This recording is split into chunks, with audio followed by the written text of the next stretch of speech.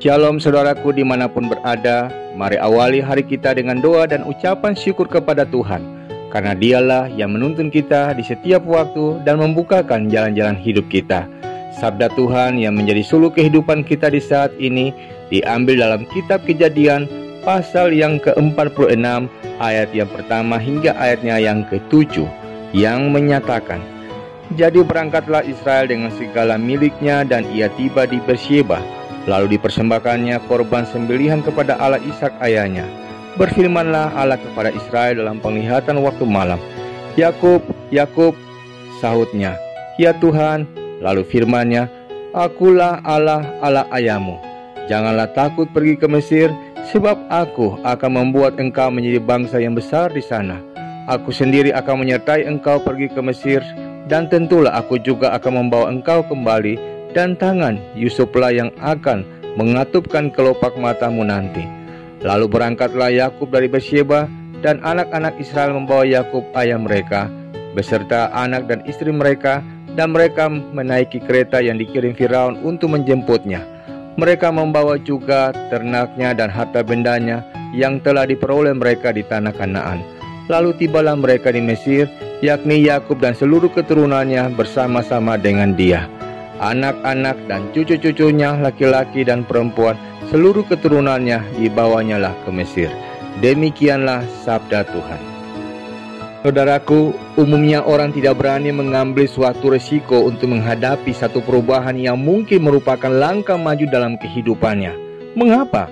Karena sudah merasa nyaman, aman dengan apa yang ada sekarang ini.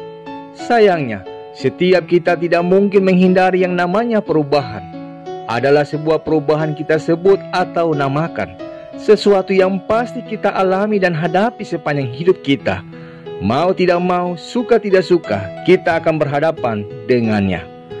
Dalam bacaan kita, bagi Yakub yang sudah berumur 130 tahun, tentu tidak mudah meninggalkan tanah yang diberikan Tuhan kepada nenek moyangnya untuk pergi ke Mesir.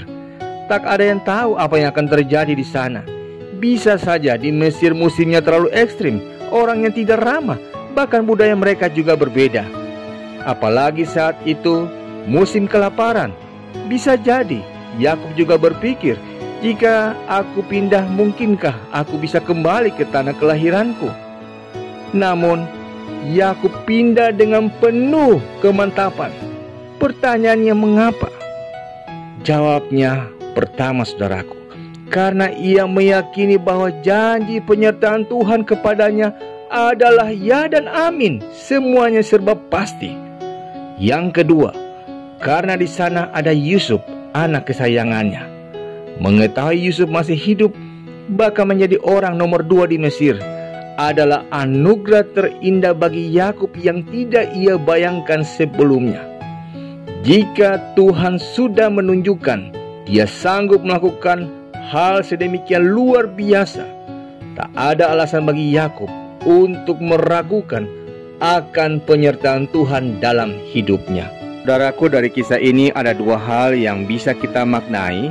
Yang pertama, ketika berbicara tentang penyertaan Tuhan, acap kali orang lebih fokus kepada mata pencaharian hidupnya tanpa mengimbangi dengan berupaya mengambil bagian dalam karya pelayanan kepada Tuhan. Oleh karena mereka seringkali ragu atas penyertaan kuasa Tuhan dalam hidupnya. Dengan belajar dari kisah Yakub, kita diyakinkan untuk belajar mempercayakan gumulan hidup kita ke dalam tangan kuasa pengasihannya. Hal yang kedua, saat ini kita mungkin sedang mengalami perubahan, baik dengan keinginan sendiri maupun karena dipaksa keadaan. Mungkin kita terpaksa pindah kerja, pindah ke daerah atau lingkungan baru. Mungkin kita memiliki status baru. Mungkin ada sesuatu terjadi di hidup kita yang membuat kita harus mengubah segala kebiasaan dan cara hidup kita, seperti masa pandemi COVID-19 yang lagi kita hadapi, dan ketika kita sementara bersiap untuk memasuki masa new normal. Atau mungkin ada sesuatu terjadi di hidup kita yang membuat kita terkejut oleh karena hidup yang kita sedang jalani akhir-akhir ini memang mendatangkan banyak perubahan. Banyak orang-orang bisnis terkejut dengan perubahan-perubahan yang ada akibat pandemi COVID-19 misalnya. Banyak orang terkejut karena melihat kenyataan, kok anak-anak saya seperti ini. Banyak suami kaget dan berkata, aku nggak nyangka istrimu kok begitu ya. Sebaliknya banyak juga istri-istri yang kaget sambil berkata, aku kok nggak nyangka suamiku bisa tiba-tiba berbuat setega itu.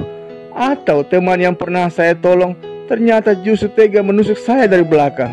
Nggak nyangka orang yang di depan kita kelihatannya baik, tiba-tiba di belakang kita berbuat begitu, dan seterusnya. Sejujurnya saudaraku, berhadapan dengan situasi demikian, kita merasa tidak nyaman. Namun dari sini kita bisa melihat dalam hidup ini, ada banyak hal yang bisa mendatangkan perubahan.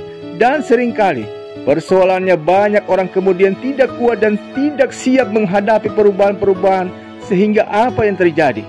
Timbulnya berbagai penyakit, sakit-sakitan, stres dan sebagainya. Tetapi sebagai abdi Tuhan, saya mau ingatkan, selain kita harus segera belajar beradaptasi dan berdamai dengan kondisi yang berubah, tetapi ingatlah, janji Tuhan jelas bahwa orang yang berharap kepada Tuhan tidak akan pernah dipermalukannya. Orang yang berharap kepada Tuhan tak akan pernah dilupakannya. Karena itu, jika perubahan Tuhan izinkan terjadi, kita pasti akan diberikan kekuatan untuk bisa menghadapinya. Percayalah, saat kita menyerahkan hidup kita pada Tuhan, dimanapun atau dalam situasi apapun kita ditempatkannya, Tuhan akan menyertai kita. Akhirnya, sambutlah hari baru dengan menghitung berkat Tuhan, bukan membilang persoalan kita. Musim perubahan boleh saja terjadi, namun penyertaan Tuhan tak akan berubah bagi kita. Ingatlah, dunia akan berubah dan akan selalu berubah. Apa yang baru dan segar hari ini akan terlihat kuno dan usang di kemudian hari. Namun janji dan kasih Tuhan tak akan pernah berubah. Tuhan yang kita imani adalah setia dengan janjinya. Dialah Immanuel. Amin. Mari kita berdoa. Bapa di sorga, kami bersyukur untuk penyertaan-Mu yang tidak pernah berkesudahan di dalam kehidupan kami. Tolonglah kami untuk mampu menghadapi berbagai perubahan hidup yang muncul di sekitar kami. Ajarilah kami untuk belajar mempercayakan hidup kami ke dalam tangan pengasihan-Mu, sehingga dengan hikmat-Mu kami dimampukan berjalan menurut kehendak-Mu dan menikmati setiap anugerah berkat-Mu yang telah Engkau siapkan bagi kehidupan kami. Demi Kristus Yesus kami berdoa. Amin.